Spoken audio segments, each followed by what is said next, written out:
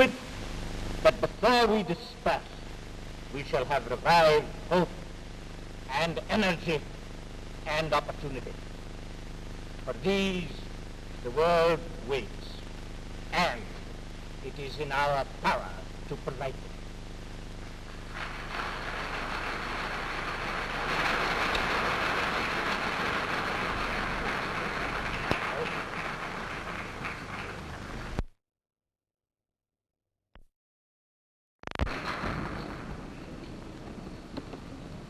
Chairman and gentlemen, I would like first to express to His Majesty the thanks of his loyal subjects in the Dominion of Canada for graciously opening this conference, and to associate myself with the delegates who have already spoken in congratulating the Prime Minister in being elected President of the conference. Nothing need be added to what has already been so well said regarding the compelling necessities which have brought together in this room the representatives of 67 nations of the world, nor of the purposes for which this conference has been called. Sufficient it is to say that our civilization, which has been developed through centuries of painful effort, is threatened with disaster. Canada, although relatively small in population, has achieved a position of world importance. Our vast, rich, and varied resources, and the initiative and enterprise of our people enabled us in 1932 to attain to the 5th rank amongst the exporting countries of the world, our exports being exceeded in value only by those of the United Kingdom, the United States of America, Germany, and France. On the monetary side, we are wholeheartedly in agreement with the program outlined by the Chancellor of the Exchequer of the United Kingdom. I wish, however, to stress a few points in his program which we believe should receive even greater emphasis than he gave to them.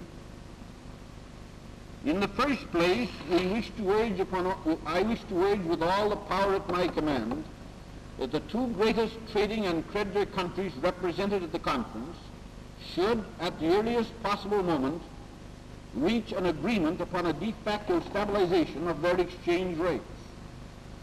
I am aware how exceedingly difficult this will be under existing conditions, but it is clear beyond peradventure that without such agreement this conference will fail in the purpose for which it was called. Nor can they overlook the necessity of canvassing with the greatest sympathy the possibilities of encouraging the resumption of international lending on an adequate scale.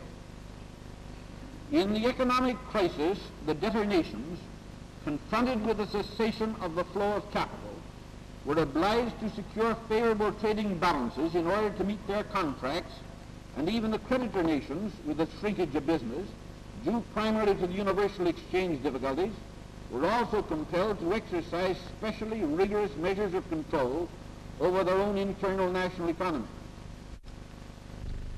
While concerted effort should raise the general level of commodity prices in large markets and create the conditions in which efficient enterprise may resume prosperity, it does not solve the immediate difficulties of the producers of primary products. Prices in these products have fallen lower even than the disastrous level of general commodity prices, and we are now confronted with an accumulation of stocks which we must dispose of by exercising some provisional control over production. It is clear that the statements of policy presented to the conference,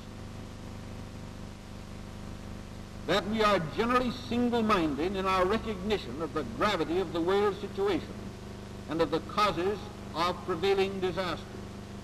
Although it is not without significance that one of the delegates, representing at least 1/12 of the world's population, has proclaimed from this rostrum that the cause of that disaster is the capitalistic system itself. That is a challenge to the rest of the world. From this common ground, we are prepared to advance together towards recovery. There are, we recognize, differences in emphasis on the priority and urgency of particular remedial measures. We are, however, in substantial agreement: one, that the general level of wholesale prices must be raised; two, that exchanges must be stabilized; 3, that an international monetary standard should be restored as soon as practicable. And 4, that consistent with our national economic systems, the channels of trade must be clear.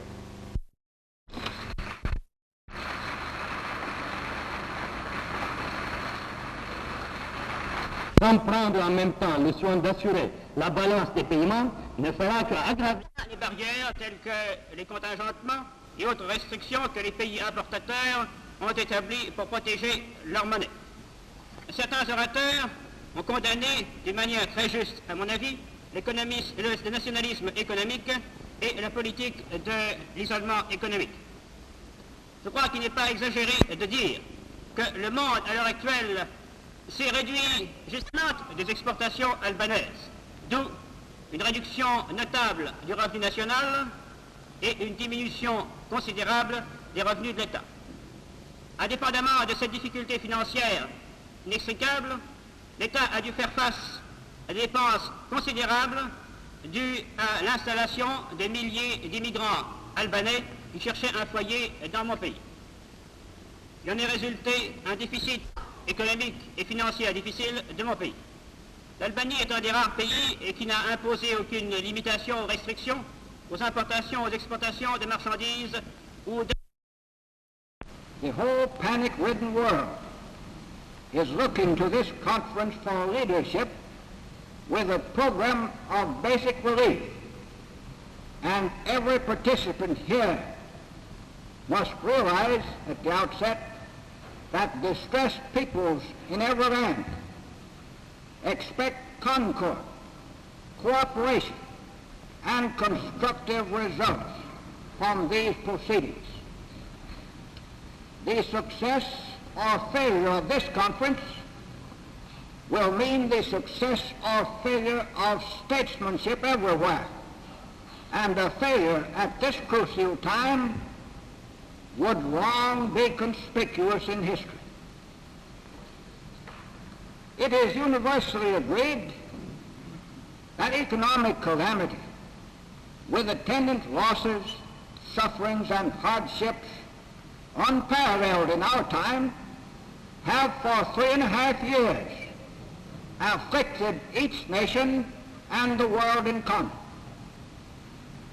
Depleted treasuries, collapsed price levels, a destroyed international finance and commerce, greatly diminished domestic production and consumption, 30 millions of unemployed wage earners, a prostrate agriculture, universal monetary and exchange instability, mountainous debt and tax burdens constitute some of the awful panic experiences of recent years.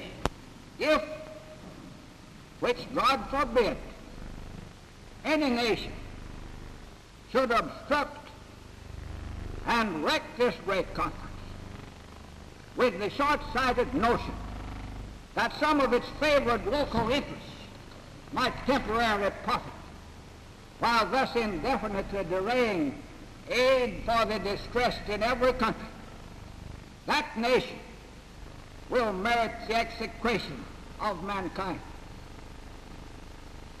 Of existing problems and conditions and the underlying influences chiefly responsible for their creation, in my judgment, sustains this conclusion.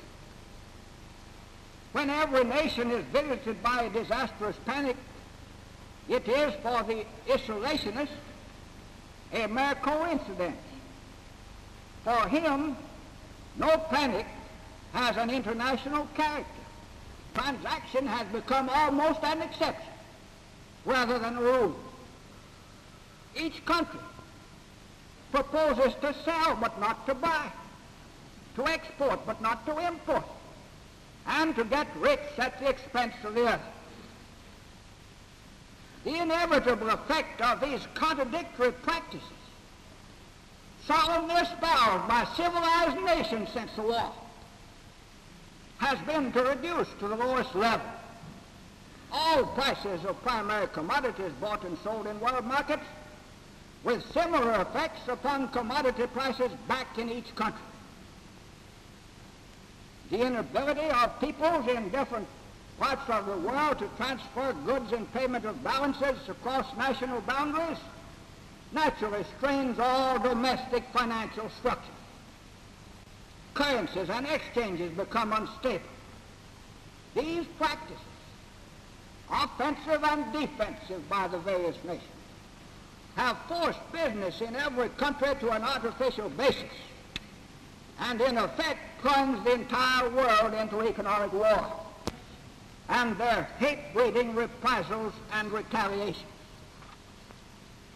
Honest intelligence now compels the admission that nations are substantially interrelated and interdependent in an economic sense, with the result that international cooperation today is a fundamental necessity.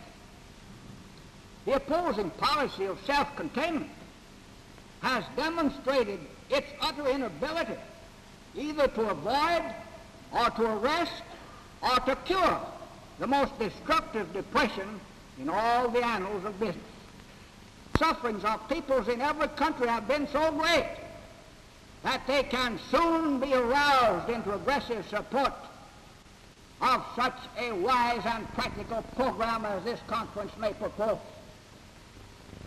The first and greatest task at the present juncture is the development here in this hall of a will and a determination on the part of nations vigorously to advocate this course. It would be useless to discuss detailed plans and remedies and purposes unless there is first developed such a will. All excesses in the structure of trade barriers as indicated should be removed. All unfair trade methods and practices should be abandoned. Nations should attack these conditions and problems simultaneously and by as many effective methods as we can devise. In the monetary field, suitable measures must be taken to provide for an immediate policy which will give the greatest possible measure of stability for the period during which the groundwork will be laid for enduring reform. Simultaneously, all nations must stimulate the natural sources of employment, restart the wheels of industry and commerce as best they may be able, and so build up consumer power that a rise of the price level will of necessity follow.